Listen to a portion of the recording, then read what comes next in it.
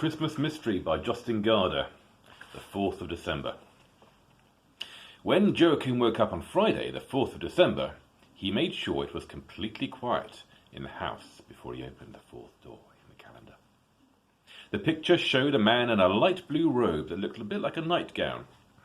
In his hand he held a tall staff, but Joachim had no time to look at the picture properly, because a scrap of paper fell down into his bed.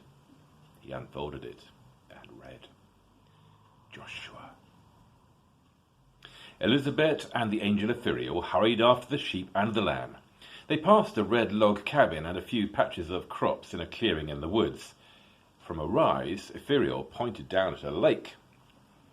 That's the biggest lake in Scandinavia, he said.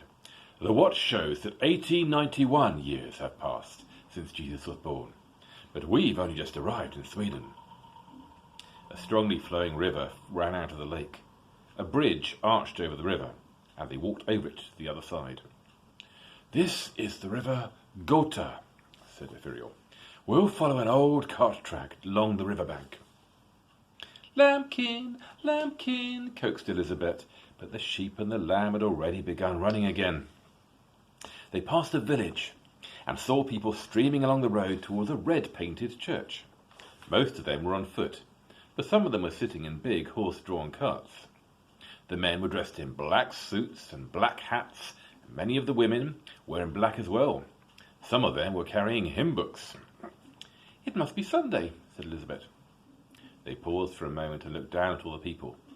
Suddenly, a little boy noticed them, but he scarcely had time to look surprised, because at that same moment the angel Ephriel began running again. Elizabeth had to hurry to keep up. Once she turned and looked back, but all the people in front of the church had vanished. The horses and carts had vanished too. When they had left the village behind, Elizabeth turned to the angel and said, A little boy saw us, but nobody else noticed. Splendid. We try not to attract too much attention. Sometimes we can't help someone catching sight of us, but a glimpse is quite enough.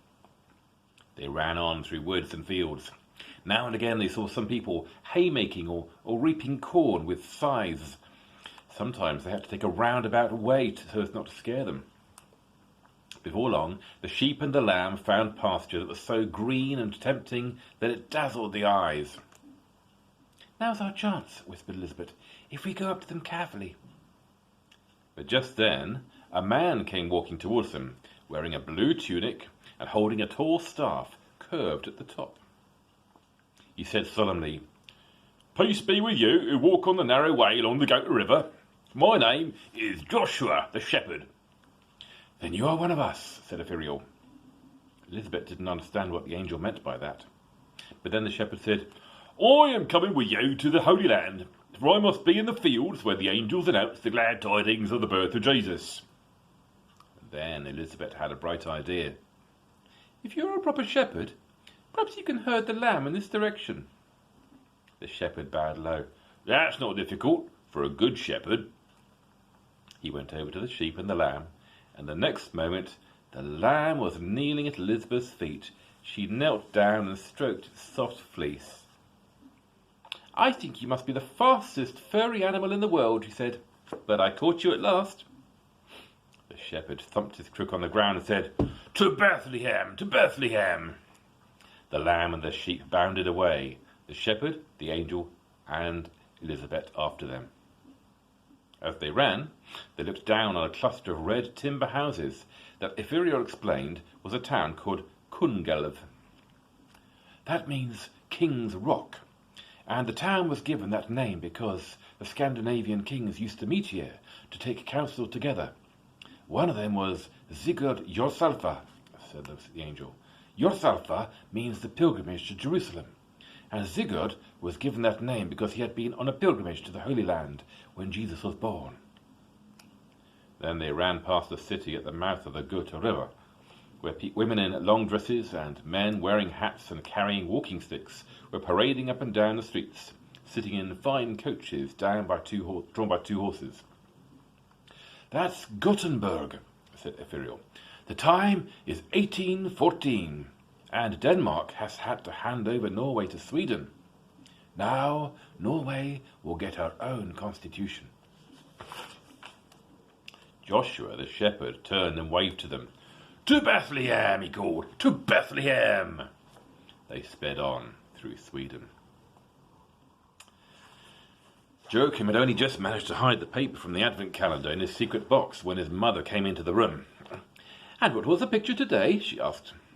Joachim knew he had no need to answer. Mama always wanted to look for herself. She clasped her hands together. "It must be one of the shepherds in the fields." "Why do you say in the fields?" asked Joachim.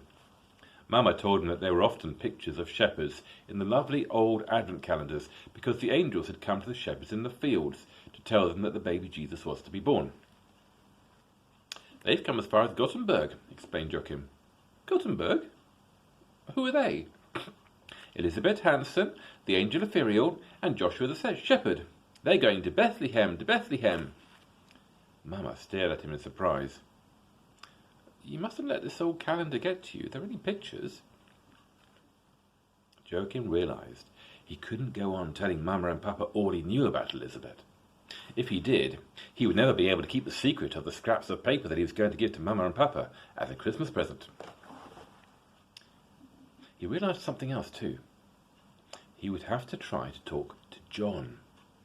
He was the only person who knew where the magic advent calendar had come from. Perhaps he knew more about Elizabeth Hansen. But how could Joachim meet John? He wasn't allowed to go to town and to the market by himself. He had just come into the house from school that afternoon when someone rang the doorbell. It couldn't be Mama, because Joachim never locked the door from the inside. So who could it be? He went out into the hall and opened the door. On the steps, there stood the bookseller who had given him the advent calendar. "Ah, there you are," he said. "Just as I thought." "Why?" asked Joachim, suddenly a little scared in case the bookseller had come to ask for the magic advent calendar back. Besides, how did he know where they lived? The bookseller put his hand in his pocket and took out a driving license. "Your father left this behind on the counter," he explained. "I thought it must be yours, but since you didn't come back to the shop, I looked up your name in the telephone directory and found out where you lived. I live hereabouts myself, you see, at number 12, Clover Road." That wasn't far. One of Joachim's classmates lived at number 7. "And how's it going with the magic advent calendar?" asked the bookseller. "Great," said Joachim. "There are some pieces of paper in it too." "Are there?" said the bookseller, and gave him a big smile. "Well, I must be getting on," he said. "It's a busy time for us booksellers." Joachim had decided not to say anything about the driving license until Papa mentioned it himself.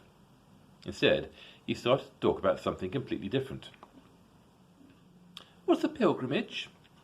"Oh, a pilgrim is someone who travels to a holy place," said Papa, helping himself to more fish pie. "Like Sigurd Josalfa?" continued Joachim. "He travelled all the way to Jerusalem, didn't he? That's why he was called the Traveller to Jerusalem." Mama and Papa looked at one another. "Have you been learning about Sigurd Josalfa at school?" asked Mama. Joachim shook his head. He decided to tell Papa about the driving license after all. "Have you found your driving license yet, Papa?" "Not a sign," said Papa crossly. "But I have," said Joachim. He went into his room to fetch the driving license and handed it to Papa. Papa nearly choked on his dinner. "Where did you find it, Joachim? Surely you didn't. You left it in the bookshop when we bought the advent calendar."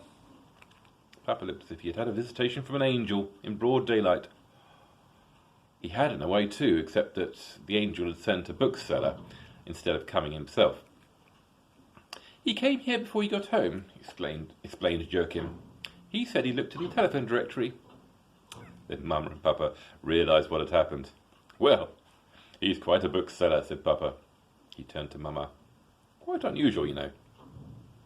"And you're quite an unusual muddlehead," said Joachim. "See you tomorrow."